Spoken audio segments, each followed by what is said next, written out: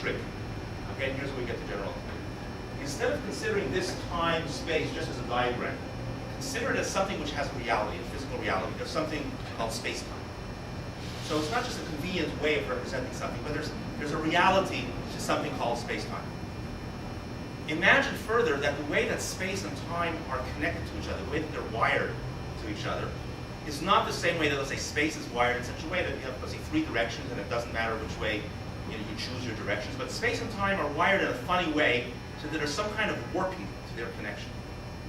Okay, it's a warped connection between space and time, such that, let's imagine that instead of this space and time being like normal and ordinary and flat, and this line being curved, let's imagine that it's the space-time which is curved, and the line is straight. It looks curved when we draw it here because we drew a flat, kind of straight space-time.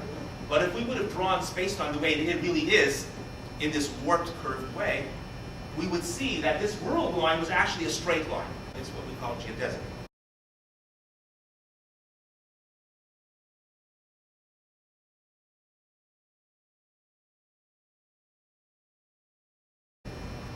All right, so our supposition will be that we can switch this. Instead of saying that you have a curved world line in a flat space-time, you have a curved space-time or warped space-time, and the world line is geodesic. It's as straight as possible in that curved space-time. And we're going to obviously have some kind of relationship between the concepts in one model and the concept in the other model. One model has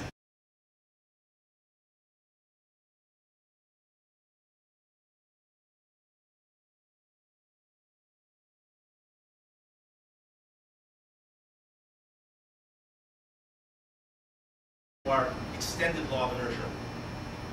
A particle has a geodesic world line. In other words, if the space-time is flat, then the world line will be a straight line, which includes both standing still and moving with constant speed. If the space-time is curved, it'll have a straight world line, meaning a geodesic.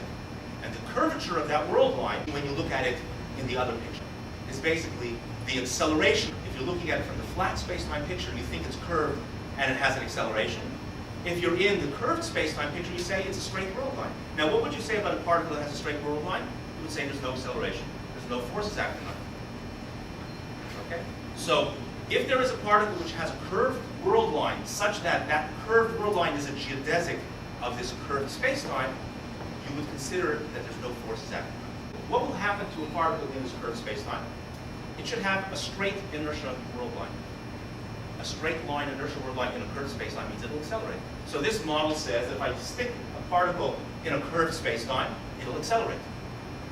What will happen to two particles of different masses in this kind of curved space-time?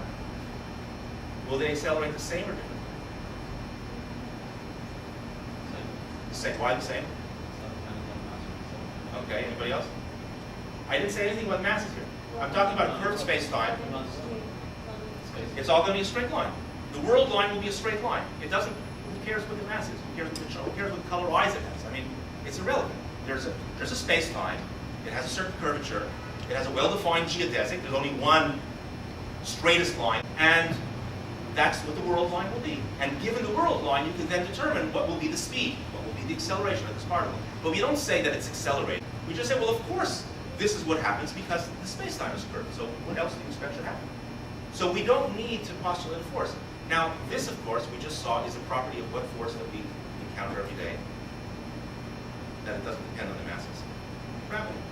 In other words, gravity is exactly a perfect candidate for this kind of a model.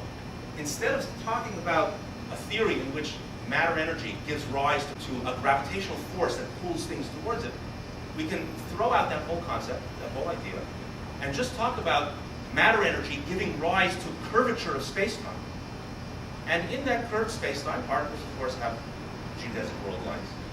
And therefore, when you look at it from the perspective of a flat space-time, which is what we're used to, it looks like the particle is accelerating, or you would describe it as saying the particle is accelerating.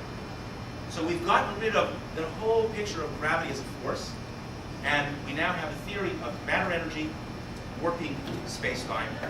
World lines are geodesic. Okay, that is the essence of general relativity.